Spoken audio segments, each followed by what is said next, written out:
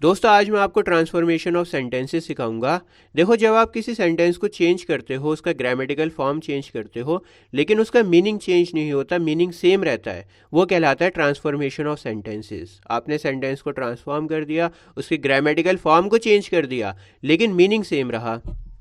और इसमें सबसे पहला टाइप है sentences containing the adverb too to मिलेगा आपको सेंटेंस में, उसको आपको चेंज करना पड़ेगा। देखते हैं कैसे करेंगे आप। जैसे एक सेंटेंस है, he is too old to learn things.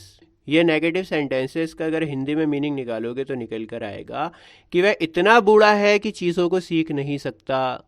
सबसे पहले इसका स्ट्रक्चर देखते हैं। ही सब्जेक्ट है, उसके बाद में इज़, एम, आर, वॉज, वर, ये सारे हेल्पिंग वर्ब होते हैं। यहाँ पर इज़ लिखा है, ये बताता है कि कौन सा टेंस है। इज़ लिखा है तो प्रेजेंट टेंस है। उसके बाद में आएगा टू, फिर आएगा एडजेक्टिव। ओल्ड एडजेक्टिव है, एडजेक्टिव के बाद में दोबारा से टू आएगा, लेकिन इस बार जो टू आएगा TO2 वाला आएगा। उसके बाद में वर्ब आएगा, फिर अदर वर्ड्स आएंगे। अगर आपको इस सेंटेंस को ट्रांसफॉर्म करना है, टू को हटाना है, तो सब्जेक्ट की जगह पे सब्जेक्ट लिखो। जो भी आपका हेल्पिंग वर्ब है एज इट इज़ आएगा, इज़, एम, आर, वॉज, वर की जगह पर सेम आएगा। और फिर जो टू लिखा हुआ है ना, उसको चेंज करके सो कर दो, और फिर एडजेक्टिव की जगह पर एडजेक्टिव लिखो, और दोबारा से जो TO2 आया है वहाँ पे लिखो डेट। और फिर आएगा क्लॉज। क्लॉज कैसे बनाओगे मैं अभी बताऊंगा आपको। सबसे पहले सब्जेक्ट की जगह पे सब्जेक्ट लिखो, ही लिखा। इसकी जगह पर इज़ लिखो, सेंटेंस का जो टेंस है वो चेंज नहीं होगा। टू की जगह पर मैंने आपको क्या बताया, सो लिखो। एडजेक्टिव की जगह सेम एडजेक्टिव आएगा, ओल्ड। और दोबारा से टू आया है तो टू की जगह पे क्या लिखोगे, डेट लिखोगे। अब देखो, जब आप दूसरा क्लॉज बनाओगे, दूसरा सेंटेंस बनाओगे, तो सेंटेंस में आपको क्या क्या चाहिए होता है, सब्जेक्ट चाहिए होता है, हेल्पिंग वर्ब चाहिए होता है, और वर्ब चाहिए होता है। तो क्लॉज में दोबारा से सब्जेक्ट आएगा, इसके बाद में जो हेल्पिंग वर्ब लगेगा वो या तो कुड नॉट लगेगा, या कैन नॉट लगेगा, या वुड नॉट लगेगा। मैं अभी आपकी प्रैक्टिस कराऊंगा कि कहाँ पर आपको क्या लगाना है। हेल्पिंग वर्ब है, हेल्पिंग वर्ब के बाद में वर्ब आएगा मेन, उसके बाद में अदर वर्ड्स। जैसे यहाँ पर सब्जेक्ट क्या है, सब्जेक्ट यहाँ पर एक बूढ़े आदमी की बात हो रही है, तो ही लिखोगे दोबारा से। और वह इतना बूढ़ा है कि चीज़ों को सीख नहीं सकता, प्रेजेंट की बात हो रही है, प्रेजेंट में आता है कैन नॉट लिखो। और फिर जो अदर वर्ड सेम है वो सेम लिख दो, learn things. He is so old that he can not learn things. अब मैं आपके फटाफट से प्रैक्टिस कराता हूँ, बहुत आसान है। जैसे जैसे प्रैक्टिस करते रहोगे चीज़ें आसान होती रहेंगी। He is too weak to walk, वह इतना कमज़ोर है कि चल नहीं सकता। He is so weak that he can not walk. She was too tired to study, she was so tired that she could not study. Could not क्यों लिखा, क्योंकि ये पास्ट की बात हो रही है। बच्चे अक्सर यहाँ पर मिस्टेक करते हैं। आपको जो टेंस है वो चेंज नहीं करना। अगर पास्ट की बात है तो पास्ट में ही करोगे, प्रेजेंट की बात है तो प्रेजेंट में ही करोगे। एक सेंटेंस है, it is too dark to see anything, इतना ज़्यादा अंधकार है कि कुछ दिखाई नहीं दे सकता। अब इट की जगह पर इट लिखा, इसकी जगह पर इस लिखा, टू की जगह पे सो लिखा, डार्क की जगह पे डार्क, और टू की जगह पे डेट लिखा। अब इसके बाद में हमें चाहिए दूसरा सेंटेंस, क्लॉज चाहिए सेकंड। और मैंने आपको बताया जब दूसरा सेंटेंस बनाओगे, क्लॉज बनाओगे, तो सब्जेक्ट चाहिए होता है उसमें।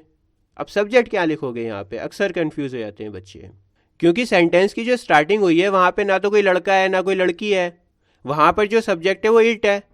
तो थोड़ा सा दिमाग इस्तेमाल करना पड़ेगा। पहले हिंदी में देखो क्या मतलब निकल रहा है, कि इतना ज़्यादा अंधेरा है कि कुछ दिखाई नहीं दे सकता। किसको नहीं दिखाई दे सकता, हम भी कर सकते हैं। यहाँ पे वी सब्जेक्ट आ सकता है कि हमें कुछ दिखाई नहीं दे सकता। या फिर आप कह सकते हो वन, कि इतना ज़्यादा अंधेरा है कि किसी को भी कुछ दिखाई नहीं दे सकता वहाँ पे, तो वन भी लिख सकते हो। तो सब्जेक्ट चाहिए होगा तभी आपका क्लॉज बनेगा, तभी सेंटेंस कंप्लीट हो पाएगा, वरना नहीं हो पाएगा। या तो वन लिखो या फिर वी लिखो। तो हमने लिखा we can not see anything, इतना ज़्यादा अंधेरा है कि हमें कुछ दिखाई नहीं दे सकता। The tea is too hot to drink, the tea की जगह पे द टी, इस की जगह पर इज़, टू की जगह पर सो, हॉट की जगह पर हॉट, और TO2 की जगह पे that. The tea is so hot that we can not drink it, the tea is so hot that we can not drink it. या फिर आप लिख सकते हो the tea is so hot that one can not drink it, इतनी गर्म है कि कोई भी नहीं पी सकता उसको, वन लिख दिया। दोनों सही है। या फिर इस तरह से भी कर सकते हो, the tea is so hot that it can not be drunk. यहाँ पर जो सब्जेक्ट है वो इट है, और इट यूज़ हुआ है टी के लिए। और ये जो क्लॉज बना है ना, ये पैसिव वॉइस का क्लॉज है। अगर आपको पैसिव वॉइस आते हैं तो आप इस तरह से भी लिख सकते हो। वर्ब की थर्ड फॉर्म लगाई है हमने यहाँ पे, और थर्ड फॉर्म लगेगी बी के साथ में। खैर इतना ज़्यादा मुश्किल नहीं कर रहा है, अगर आपको नहीं आता तो कोई बात नहीं, सिंपली बनाओ ना, the tea is so hot that one can not drink it. जो फॉर्मूला मैंने आपको बताया उसको याद रखो। बात आ गई आपके समझ में। He is too lazy to work hard, he is so lazy that he can not work hard. It was too late to start the game, it was so late that we could not start the game. जैसे एक sentence है, the news is too good to be true, वो खबर इतनी अच्छी थी कि वो सच्ची नहीं हो सकती। The news is so good that, यहाँ पर क्या आएगा सब्जेक्ट, यहाँ पर सब्जेक्ट आएगा इट, क्योंकि किसी बेजान चीज़ की बात हो रही है। यहाँ पर ना कोई लड़का है ना कोई लड़की है, बेजान चीज़ है, न्यूज़ है, और न्यूज़ के लिए इट आता है। It can not be true. कई बार क्या होता है, टीचर आपको परेशान करने के लिए, आपको टेस्ट करने के लिए इस तरह के क्वेश्चन देता है। Tree is too high for me to climb, पेड़ इतना ऊंचा है कि मैं उसको चढ़ ही नहीं सकता। अब यहाँ पर डबल टू आया ही नहीं, यहाँ पर फॉर आया है, लेकिन आपको जो सो डैट वाला फॉर्मूला है उसको याद रखना है। सबसे पहले सब्जेक्ट लिखोगे दिस ट्री, उसके बाद में इज, उसके बाद में सो, फिर आएगा हाई एडजेक्टिव, एडजेक्टिव के बाद में आएगा डैट, और क्लॉज के लिए हमें क्या चाहिए होता है, सब्जेक्ट। अब थोड़ा सा दिमाग लगाओ, देखो स्ट्रक्चर इसका भी है, लेकिन मैं आपको ज़्यादा स्ट्रक्चर बताना नहीं चाहता, आप और ज़्यादा कंफ्यूज हो जाओगे। थोड़ा सा दिमाग लगाओ, थोड़ी सी प्रैक्टिस करोगे तो आ जाएगा आपके। यहाँ पर आपके सब्जेक्ट क्या होना चाहिए, यहाँ पर मेरी बात हो रही है ना कि मैं नहीं चढ़ सकता उस पेड़ को, तो मैं आई लिखूंगा। This tree is so high that I can not climb it. चलो आगे बढ़ते हैं, बहुत इंपॉर्टेंट है, interchange of the degrees of comparison. देखो 3 तरह की डिग्रीज होती हैं, पॉजिटिव डिग्री, कंपैरेटिव डिग्री और सुपरलेटिव डिग्री। और आपसे कहा जाएगा कि इनको ट्रांसफॉर्म करो, पॉजिटिव से कंपैरेटिव में, कंपैरेटिव से सुपरलेटिव में, या फिर सुपरलेटिव से पॉजिटिव में करो, कंपैरेटिव से पॉजिटिव में करो। इस तरह से आपको ट्रांसफॉर्म करना पड़ेगा। मैं आपको समझाता हूँ, चीज़ों को आसान करता हूँ। देखो एडजेक्टिव है आपकी स्क्रीन के ऊपर टॉल, इसकी कंपैरेटिव डिग्री होगी टॉलर, यहाँ पर आपको कंपैरिजन करना पड़ेगा। और सुपरलेटिव डिग्री वो होती है हाईएस्ट फॉर्म, और टॉलर की सुपरलेटिव डिग्री होगी टॉलेस्ट। बिल्कुल ऐसी बिग पॉजिटिव डिग्री है, कंपैरेटिव डिग्री होगी बिगर, और सुपरलेटिव डिग्री होगी बिगेस्ट। 2 बातें आपको ध्यान रखनी है, कंपैरेटिव डिग्री में देन आता है। जब भी कभी कंपैरिजन होता है किसी दूसरी चीज़ के साथ में, तो कंपैरेटिव डिग्री के साथ में THAN देन ये ज़रूर आता है।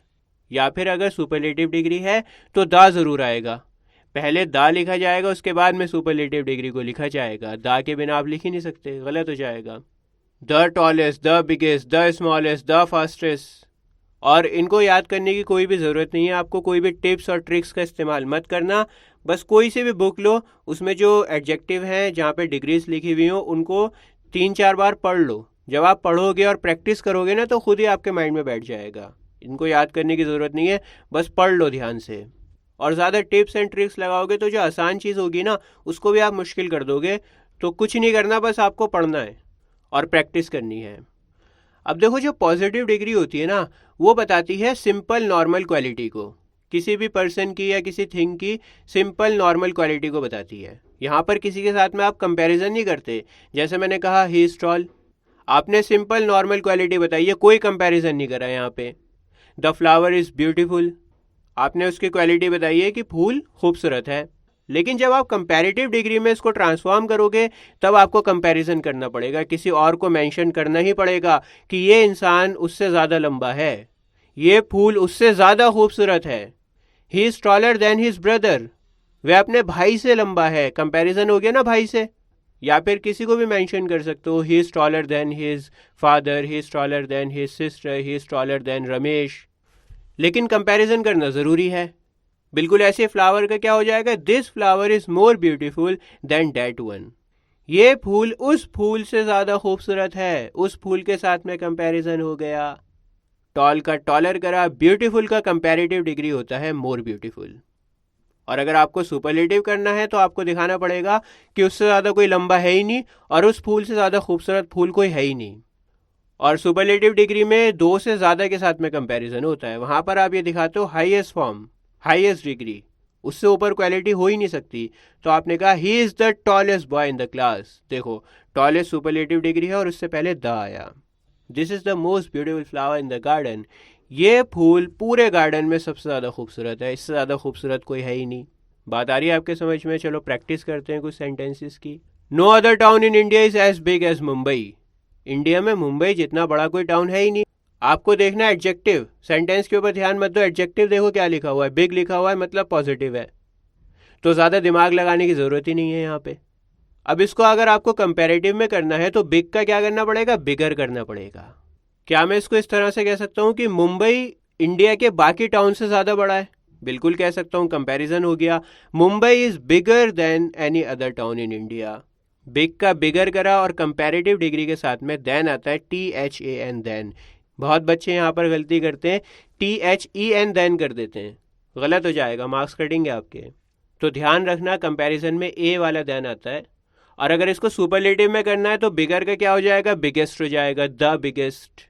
Mumbai is the biggest town in India. Mumbai जितना बड़ा टाउन है ही नहीं इंडिया में, ये हाईएस्ट डिग्री है, इससे ऊपर कुछ हो ही नहीं सकता।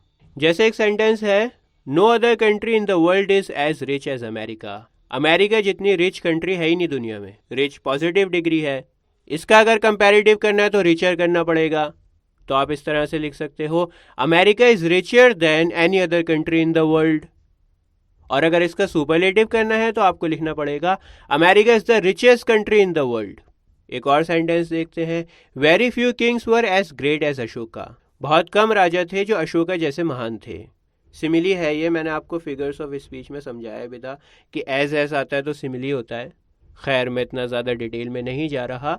अगर आपको इसका कंपैरेटिव करना है तो क्या करोगे, ग्रेट का ग्रेटर करोगे ना। Ashoka was greater than most of the other Kings. Most of the other Kings क्यों करा, क्योंकि कंपैरिजन तो दिखाओगे ना कि किन लोगों से ज़्यादा महान थे अशोका। बहुत सारे जो राजा थे उनसे महान थे अशोका। और अगर आपको सबसे महान दिखाना है तो सिंपली लिखो, Ashoka was one of the greatest Kings. यहाँ पे दूसरे राजाओं का मेंशन करने की ज़रूरत नहीं है, क्योंकि आपने हाईएस्ट फॉर्म दिखा दिया, ग्रेटेस्ट बता दिया आपने अशोका को। जैसे मैंने कहा कि Sunita is more intelligent then Ramesh. अब आप मुझे बताओ कौन सी डिग्री है यहाँ पे, मोर इंटेलिजेंट है, कंपैरेटिव है। और कंपैरिजन किसका हो रहा है, सुनीता का कंपैरिजन हो रहा है रमेश के साथ में कि सुनीता रमेश से ज़्यादा इंटेलिजेंट है।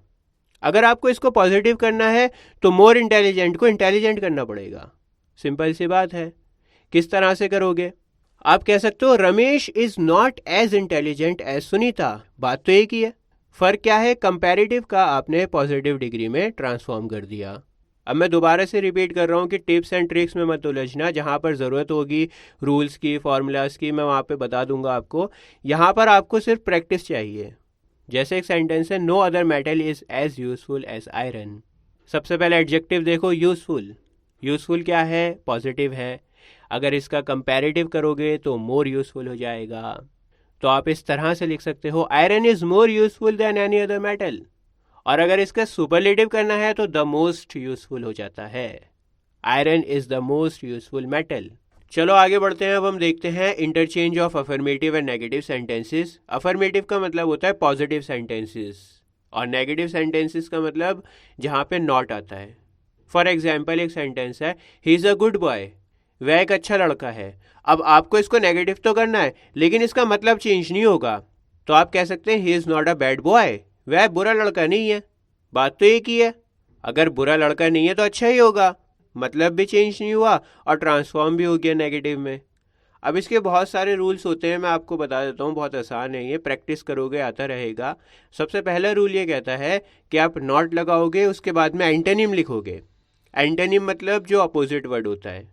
जैसे मैंने कहा, he is a rich man, तो बहुत सिंपल है, कैसे बनाओगे, he is not a poor man. मैंने कहा, दिस न्यूज़ इज़ ट्रू, आप कह सकते हैं, this news is not false. She is beautiful, she is not अगली।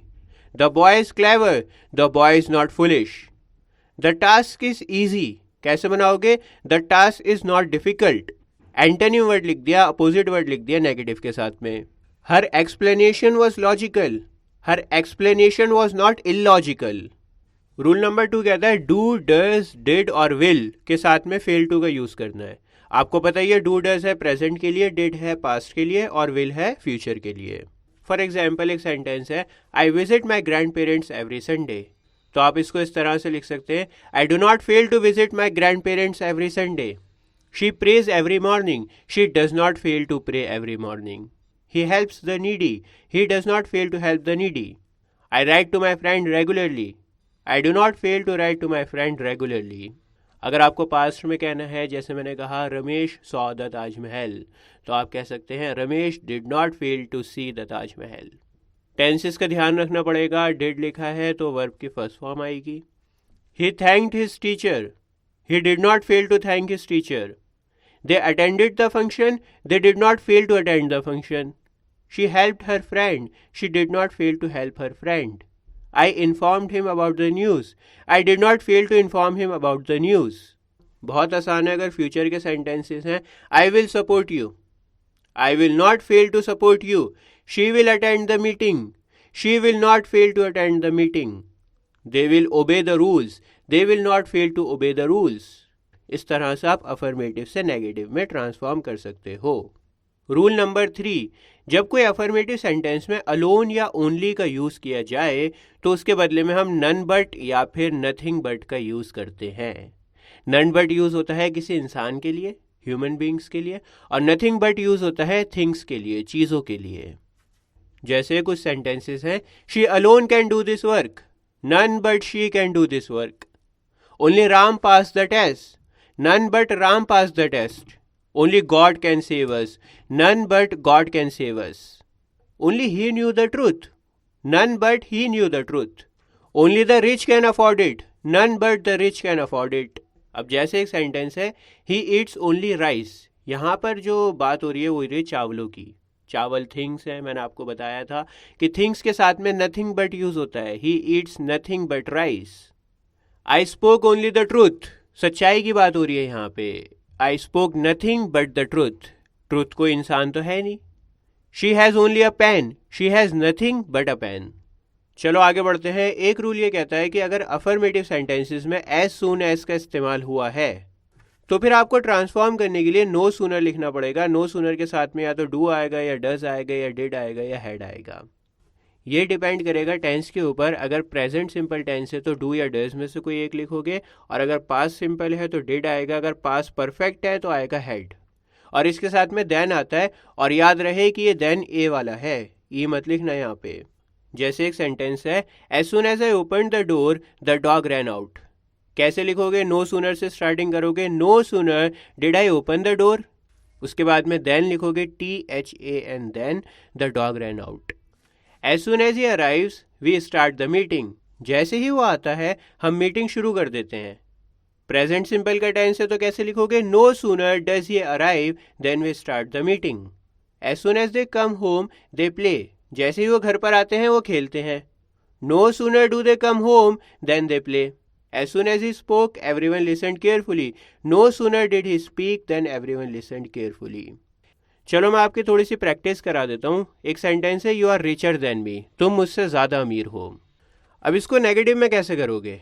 मैं इस तरह से भी तो कह सकता हूँ कि मैं इतना अमीर नहीं हूँ जितना कि तुम। I am not as rich as you are. As soon as the thief saw the policeman he ran away.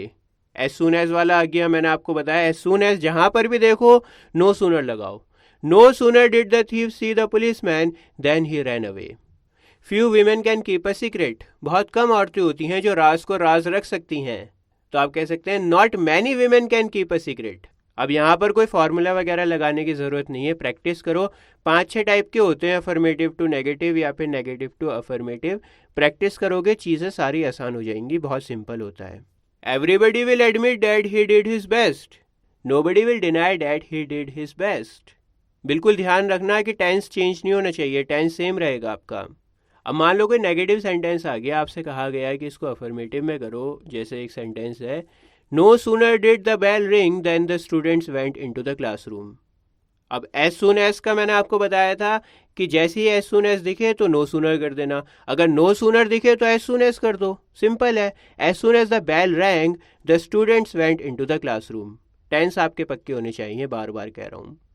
There is no smoke without fire, negative sentence है, पॉजिटिव में कैसे करोगे? Where there is smoke there is fire, जहाँ कहीं पर भी smoke है वहाँ पे फायर होगी। चलो आगे बढ़ते हैं। अब हम देखते हैं interchange of active and passive voices, बहुत इंपॉर्टेंट है। आपका पहला सेंटेंस है, the people crowned him as a king. सबसे पहले यहाँ पे टेंस देखो, टेंस कौन सा है?